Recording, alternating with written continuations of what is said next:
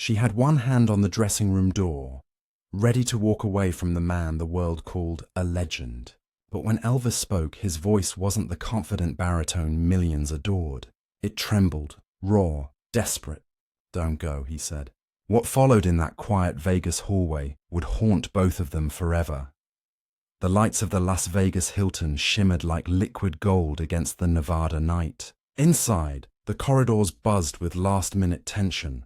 Makeup artists whispering, guitars humming, the faint echo of a 20,000-seat arena pulsing through concrete walls. Elvis Presley's name glowed above the stage doors in red neon, letters flickering from overuse. It was nearly showtime. Inside the dressing room, Elvis sat slouched on the couch, his white jumpsuit half-zipped, collar open, a half-drunk cup of coffee balanced on the armrest, trembling with every bass vibration from the sound check. He looked tired. Not the kind of tired that sleep could fix, but the exhaustion of a man carrying his own legend on his back. Jerry Schilling leaned against the wall, clipboard in hand. 15 minutes, E. Elvis didn't answer. He stared at the mirror, eyes tracing the lines that fame had carved. Behind him, the room hummed with soft chaos. Hairdryers, laughter, someone tuning a Gibson. Then, without warning, the air shifted. The door opened quietly. No announcement. No knock. Priscilla stood there, calm, composed, dressed in soft beige with her hair pinned back. The very picture of grace. Every conversation in the room stopped mid-sentence. Even the air conditioner seemed to hush.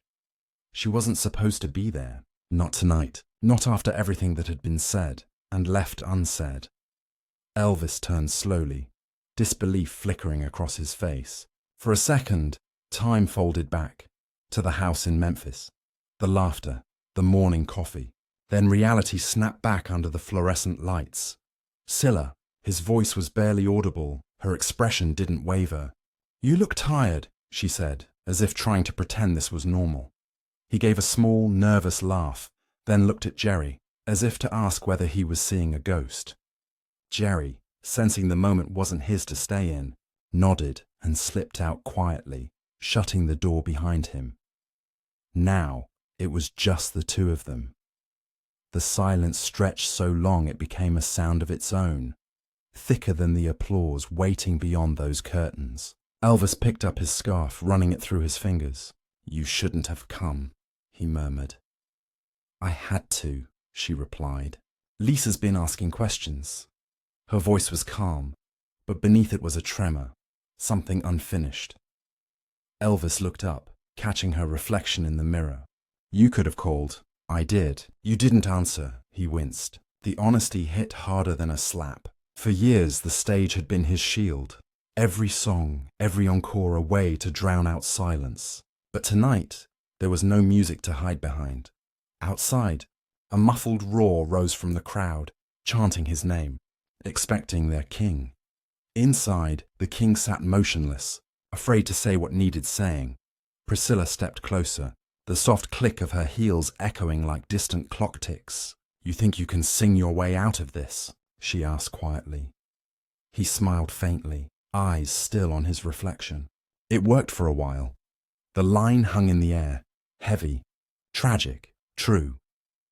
A stagehand knocked once, his voice muffled. 5 minutes. Mr. Presley. Neither of them moved. For the first time in years, Elvis wasn't sure which stage mattered more, the one outside or the one he was standing on right now, where no crowd could save him. He reached for the mic on the vanity table, pretending to test it, but his hands trembled. The sound of his own breathing filled the room through the small speaker. Loud, fragile, human. Priscilla watched him in silence. This wasn't the superstar from the magazines. This was the man who once wrote her letters from Germany, promising the world before the world demanded him first. A single question lingered in her mind, unspoken. Was there anything left of that man at all? He turned toward her slowly. "Why are you here, Scylla?" Her lips parted, but she didn't answer. Instead, she looked at the door, as if already planning her escape. The faint hum of the crowd outside grew louder, like a heartbeat counting down. Elvis stood. For a moment, their eyes locked, the way they did before every performance, when she used to whisper, "You've got this." Now, there were no words, just the faint tremble of stage lights flickering against the mirror.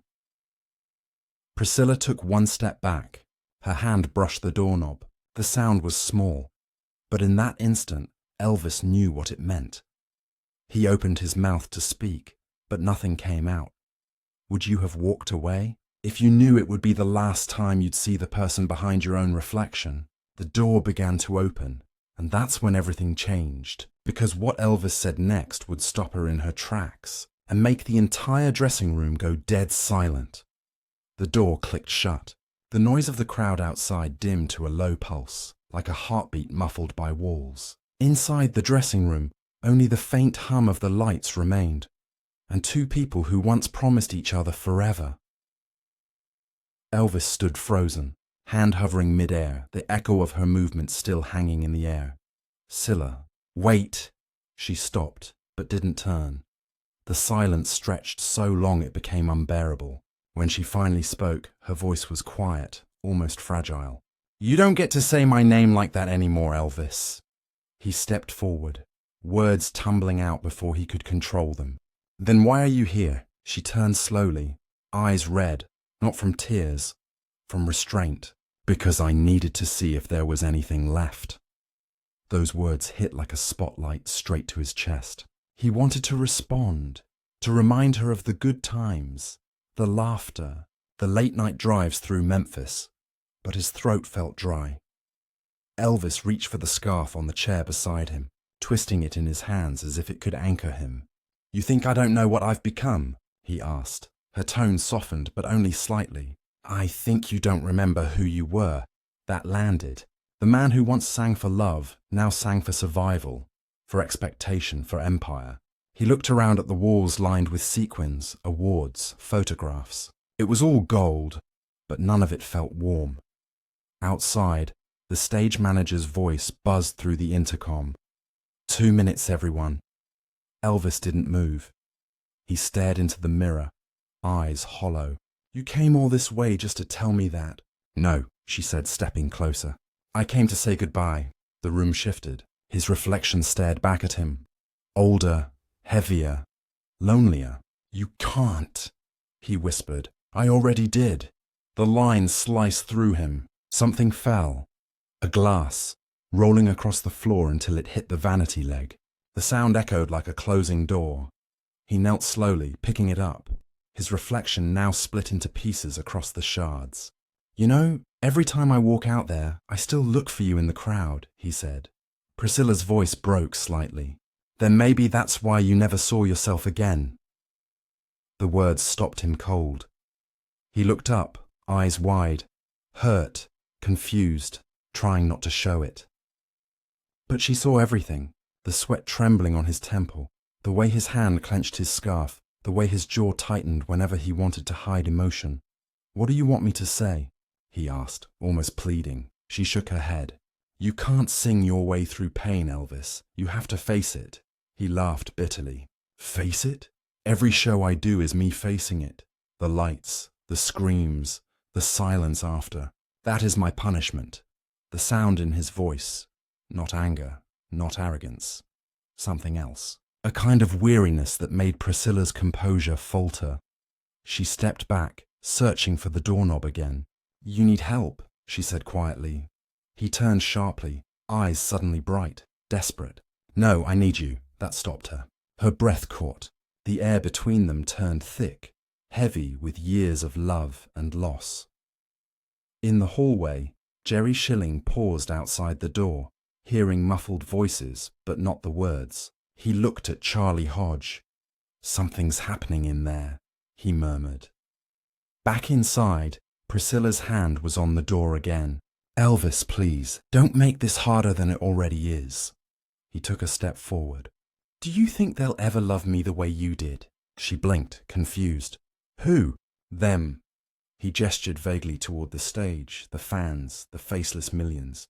"All of them. The ones screaming out there." Her reply was almost a whisper.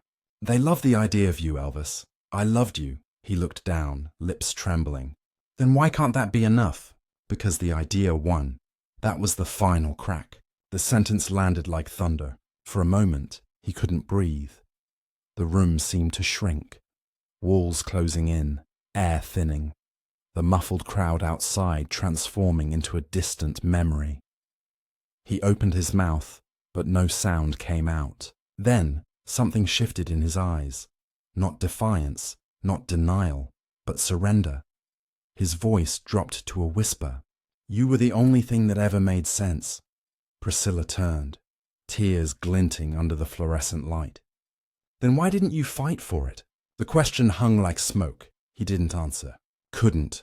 The stage manager knocked again, louder this time. Mr. Presley, 1 minute! Neither of them moved. For a long moment, all that existed was breath. Hers quick and shallow, his ragged and broken. She looked at him one last time, memorizing the man she once believed could hold the world together. Then she turned the handle. Would you have stayed if love itself became a memory? The door creaked open, light spilling in from the hallway. Elvis took one step toward her, eyes filled with something raw and final. Scylla, he whispered. You were my home. She froze. Her hand trembled on the doorframe. The crowd roared outside as the announcer's voice filled the arena.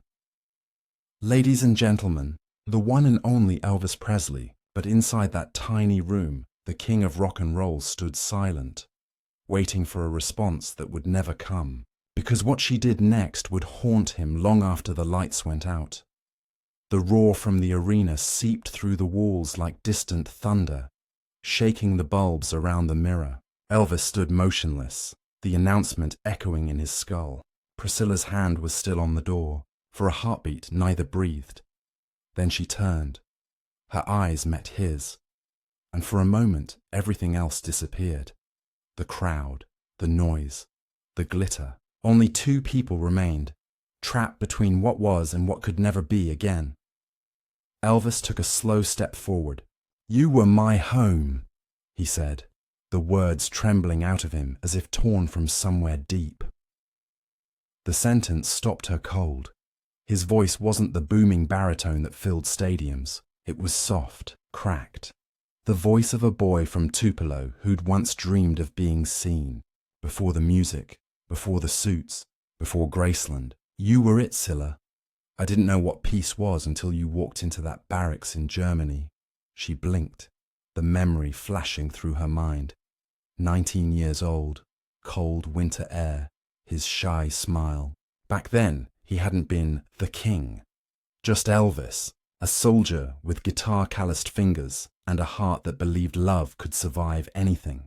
He kept talking, words spilling faster now, like he was afraid silence would erase him. I built all of this trying to keep up with something I already had, and I lost it. I lost you. She stepped closer, her voice a whisper. Elvis, we can't go back. He shook his head. I'm not asking to go back. I'm asking not to forget. For a long beat neither spoke. Only the faint hiss of the stage mic testing carried through the vents, a reminder that the show was waiting. He picked up his guitar from the corner, the old Gibson with the worn fretboard, and strummed a few uneven chords. The sound was raw, beautiful, human. Do you remember this? He asked, playing the first line of Love Me Tender. Her lips parted. Of course I do. His eyes glistened. I wrote that like a prayer. Every night I sing it, it still feels like I'm trying to reach you through the noise. Priscilla's composure cracked. Then why didn't you ever call when it mattered? He looked down, fingers still on the strings. Because every time I picked up the phone, I didn't know which version of me would answer. The admission hung heavy. Outside, the audience began clapping in rhythm, calling his name. Elvis! Elvis! The sound bled into the room like waves crashing against the shore. Priscilla wiped her eyes. They're waiting for you. He didn't move. Let them wait, her breath hitched. You can't keep hiding behind them. I'm not.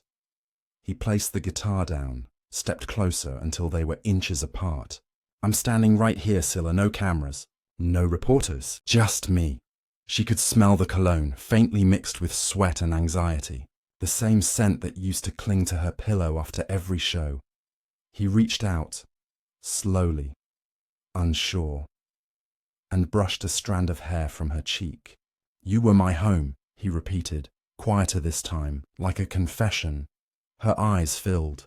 "Then why did you burn it down?" The question cut through him sharper than any lyric he'd ever written. He drew in a shaky breath, unable to answer. His chest rose and fell with the weight of everything unsaid. A stagehand cracked the door open slightly. "Mr. Presley, we're ready for you."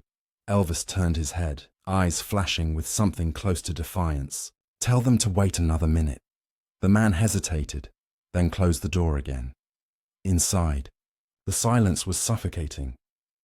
Priscilla looked at him, really looked, and for the first time saw not the icon, but the frightened man who'd built a castle of applause around himself, so no one could see he was lonely. She whispered. "You can't keep chasing ghosts," he smiled sadly. "Maybe I just want one of them to turn around." Her throat tightened. "And what if she already has?" He blinked, confused. She stepped forward and pressed her hand against his chest, right over his heart. The gesture said everything her voice couldn't. "You don't need me to find yourself again," she said softly. "You just need to stop looking everywhere else." For a long, fragile second, he stayed perfectly still, her palm against the fabric of his jumpsuit, feeling the rhythm of his heart slow under her touch. Then she pulled away. Elvis exhaled, a sound halfway between relief and heartbreak. "I don't know how to sing without you." She smiled faintly through the tears. "Yes, you do. You just forgot who taught you." The hallway erupted with the sound of the band starting his intro music. Also Sprach Zarathustra, the grand opening of every show. He looked toward the door, then back at her. "Go," she said. He hesitated, gripping the blue scarf she'd folded earlier. The fabric trembled in his hands. Outside, the crowd's cheers rose to a roar. Priscilla opened the door halfway, pausing under the glow of the hallway lights. "Sing it like you mean it, Elvis." He nodded once. The door closed behind her with a soft click that felt louder than any applause he'd ever heard. He turned toward the mirror, wiped his eyes, adjusted his collar. The man in the reflection wasn't the legend anymore. Just someone trying to remember why he started singing in the first place. He took one deep breath and whispered, "You were my home." Then he stepped out into the light. Because what happened when he reached the stage that night would change the legend forever. The roar hit him like a wave when he stepped past the curtain. 20,000 people, flashes, screams, the blinding white of the spotlights. For years, this had been his battlefield, the one place where he could forget himself. But tonight, something was different. His hands still trembled from what he'd said to her. His throat felt tight. His heart was somewhere back in that dressing room. The band started the opening notes of "Can't Help Falling in Love." Normally, it would draw a smile. Tonight, it felt like a eulogy. He gripped the microphone, breathing slow. "Good evening, Las Vegas," he said, voice soft but steady. The crowd roared louder. He tried to smile, but it didn't reach his eyes. From the front row, Jerry Schilling watched carefully. His stomach knotted. He knew that look. Elvis wasn't here to perform. He was here to say something. "Before I start," Elvis said, clearing his throat, "I just want to thank y'all for still being here." The audience cheered again, but he wasn't smiling. He wasn't looking at them. His gaze was fixed on the back exit, where Priscilla had walked out only minutes earlier. He began to sing, slow, deliberate, every word trembling with something unspoken. Wise men say, only fools rush in. Each line carried the weight of what had just been lost. The orchestra followed, but his voice took on a rawness no arrangement could hide. By the second verse, the arena had gone eerily quiet. The kind of silence that only happens when a crowd realizes they're witnessing something they're not supposed to see. He changed the lyrics mid-song, barely noticeable, but those who were listening closely heard it. "Take my hand, but please don't go." Charlie Hodge looked up from his guitar. He'd never heard Elvis sing it that way before. Halfway through, his voice broke, just for a second, but that second felt eternal. The audience didn't know why he paused. They just saw the king lower his head, press his hand over his heart, and whisper something to himself before finishing the line. "In the wings," Jerry whispered. "He's thinking of her." When the final chord hit, the crowd erupted. Thousands standing, clapping, whistling, screaming his name. But Elvis didn't take his usual bow. He just stood there, eyes glistening under the lights. He looked out over the ocean of faces and saw none of them, just her. He turned to the band. "Thank you," he said quietly. "That'll be all tonight." The drummer frowned. They had 6 songs left on the set list. "You sure, E?" Elvis nodded once, slipped the scarf from around his neck and stared at it. The one Priscilla had folded into his hand before she left. He kissed the edge of the fabric, then walked to the edge of the stage. The crowd surged forward, reaching for him, screaming his name. He leaned down, scanning the faces, then carefully placed the scarf in the hands of a young woman in the front row. She burst into tears. "Take care of it," he said softly. "It's from someone who meant the world." Then he turned and walked off stage. Back in the wings, Jerry tried to meet his eye, but Elvis kept walking, straight past the dressing rooms, down the narrow corridor lined with sound cables and security guards. His footsteps echoed in time with the crowd still chanting his name. "E, where you going?" someone called. He didn't answer. At the end of the hallway, he paused beside the exit door, the same one Priscilla had walked through earlier. For a moment, he just stood there, head bowed, fingers brushing the metal handle. Outside, the desert night waited, quiet, endless, forgiving. He whispered something only the empty corridor could hear. She was right. Then he smiled, not the rehearsed grin, but something small, almost peaceful. He turned back toward the stage lights one last time, as if memorizing their glow, and walked out the door. Would you have known it was goodbye if the world was still clapping? Later, Jerry found the microphone still on the vanity. Next to it, a small notepad, a line scribbled in shaky handwriting. "If she ever hears this, tell her I meant it." Because what surfaced a few weeks later would prove that he never stopped singing to her, even when nobody was listening. 3 weeks later, the Hilton dressing room sat dark and empty. The smell of cologne and cigarette smoke still clung to the curtains. On the vanity table, under a layer of dust, lay a single reel-to-reel tape. A label on it, written in Elvis's unmistakable hand, read, "C, Take 1. Bobby Klein, a young sound engineer barely 22, found it while clearing the equipment racks. He almost threw it into the box marked, Discarded Rehearsals, until he noticed that scrawl. He'd seen hundreds of Presley labels before, but never one marked with a single letter. Curiosity won. He threaded the tape through the old Revox recorder, pressed play, and waited. At first, silence, then the faint hiss of tape static, a cough, a chair creak, and Elvis's voice. Not the booming arena tone. This was softer, hesitant, like a man testing whether his heart still worked. A single chord from the Gibson guitar cut through the static, followed by a line Bobby had never heard before. "If you ever walk away, leave the door half open so the sound of you leaving still feels like home." Bobby froze. He turned up the gain. The tape hiss grew louder, but so did the emotion. You could hear it, the uneven breathing between verses, the weight of someone recording not for the world, but for one person who'd already gone. Outside the booth, casino noise bled faintly through the walls, laughter, coins, an organ melody, out of tune. But inside that tiny room, it felt like church. Elvis kept playing, his voice breaking mid-line, then recovering. It was imperfect, and that's what made it holy. He whispered between takes, almost to himself, "You were my home." Bobby's chest tightened. This wasn't just a song, it was a confession, a piece of the man no headline ever printed. He rewound it once, twice, just to make sure he wasn't imagining it. Then he did something he'd never done before. He locked the studio door. For the next hour, he sat alone, listening to the entire recording. 5 minutes and 43 seconds of truth. When it ended, Elvis didn't say cut. He just exhaled a long, tired sigh, and the tape clicked off. Bobby leaned back in his chair, staring at the reel spinning to a stop. He knew he shouldn't keep it. He knew the label said private, but something told him this was different. He called Jerry Schilling later that night. "Jerry, I think I found something. A tape. You need to hear this." Jerry drove straight from Graceland West, arriving just past midnight.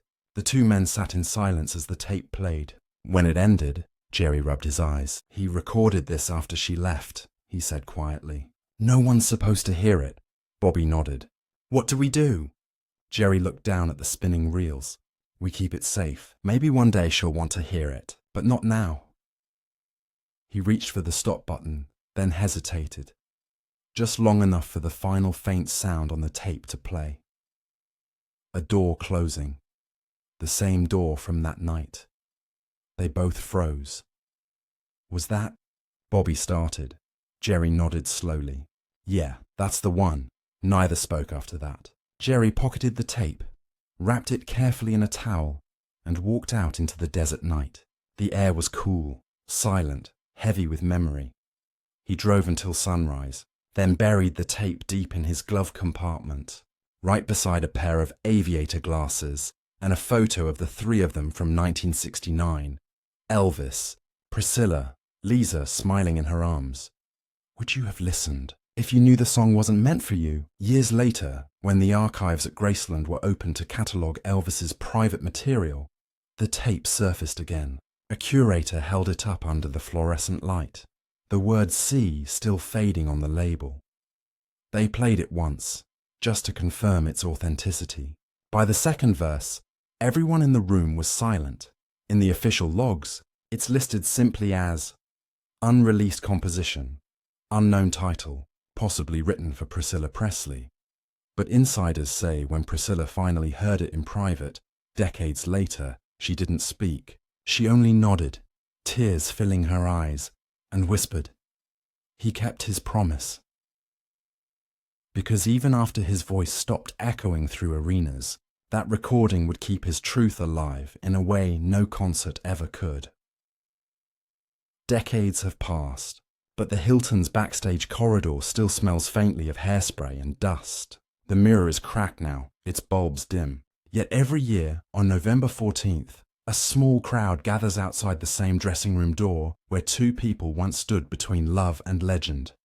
They come quietly, fans, old bandmates, a few who never met him, but swear they feel him there. Some bring flowers, most bring scarves, blue ones, folded the same way Priscilla folded his that night. They place them gently by the threshold, then step back as if entering sacred ground.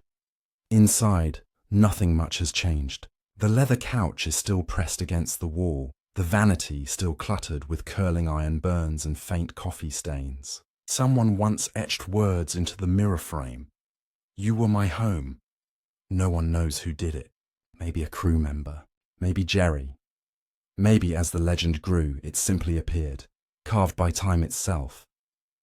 Tourists lean in to photograph it, but the flash always seems too bright for the moment. The light hits the glass and throws a ghostly reflection. Elvis smiling faintly, microphone in hand, after his death in 1977.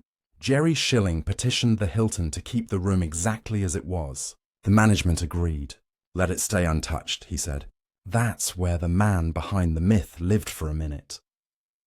In 1993, Priscilla returned for the first time. No cameras, no announcement. Just her, a bodyguard, and a single lily. She stood by the vanity for nearly 10 minutes, fingers brushing the carved words. Then she placed the lily beside the mirror and whispered something no one caught. The security guard who witnessed it later told a reporter, "She didn't cry. She smiled, like she finally heard him." Across town, at Graceland, a plaque was quietly added near the meditation garden.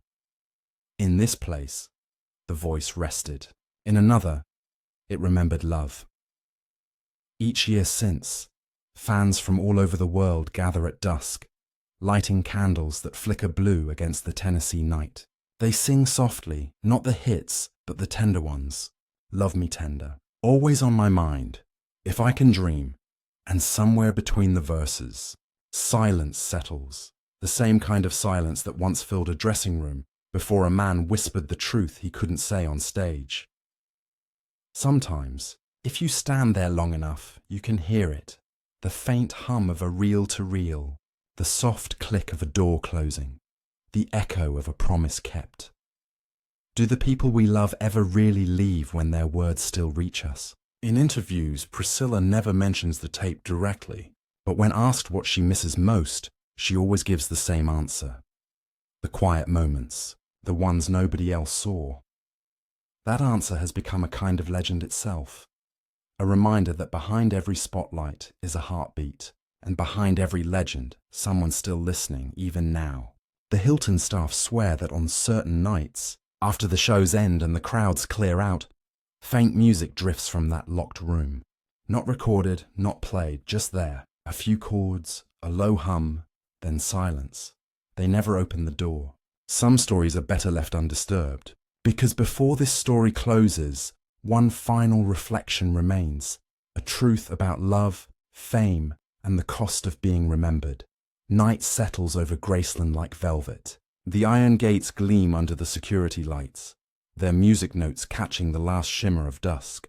Inside, the house is quiet, museum still, yet alive with memory. Every clock tick sounds like a heartbeat that refuses to stop. A caretaker moves through the hall, switching off lamps. He pauses at the music room, where an old turntable sits waiting. On it lies a reel labelled in fading ink. C, take 1. He doesn't play it. He doesn't have to. The story is already written in the silence that follows. Outside, wind stirs the garden.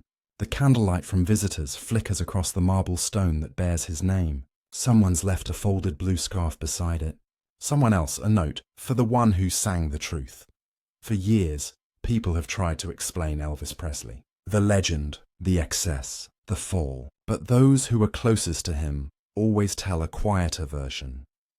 The story of a man who loved too deeply, worked too hard to fill that silence, and never stopped trying to find his way back home.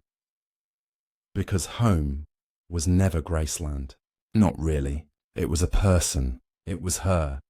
He built mansions and filled arenas, but peace only ever came when she smiled at him across a crowded room. That's what he meant when he whispered it. You were my home, and maybe deep down, he knew he'd never find it again. There's a tenderness in that kind of tragedy. The understanding that love doesn't end when people do. It lingers in objects, in rooms, in songs left half-finished. It's in the scarf folded neatly by a stranger's hand. It's in the echo of a note that still hums through old hotel walls. Have you ever felt someone's presence long after they're gone? Does love fade, or does it simply change form? In the years since his passing, the myth of Elvis has grown taller than truth. But somewhere within the noise, this story survives. Not of fame or fortune, but of two people trying to hold on while the world demanded they let go. And maybe that's what makes it timeless. Because every person watching, listening, remembering, has stood at their own version of that dressing room door, heart racing, hand on the handle, wondering if they should stay or leave. In that moment, Elvis stopped pretending. The king disappeared and the man spoke. He didn't sing. He didn't perform. He just said what we all wish we could say before it's too late. You were my home. Priscilla never answered that night. But years later, when she visited the Hilton one last time, she left something behind. A folded note tucked into the mirror frame. It read only 4 words. I never really left. That note is still there, pressed under the glass. Visitors lean in to read it, their reflections mingling with hers. And for a moment, it feels like both of them are still standing there. Young, trembling, alive, caught between goodbye and forever. The lights dim, the wind quiets, and the camera lingers on the empty stage. The one where he first whispered those words into a song. The arena is dark now, but somewhere faintly, a voice hums the melody that started it all. Not an anthem, not an encore, just a promise. Because in the end, the truest legacy isn't the fame we chase, it's the love that outlives the noise. No matter how bright the stage, love remains the only spotlight that never burns out. If this story moved you, share it with someone who's ever struggled to say goodbye. Because sometimes, it's not the fame or the music that defines a life. It's the courage to tell someone, "You were my home,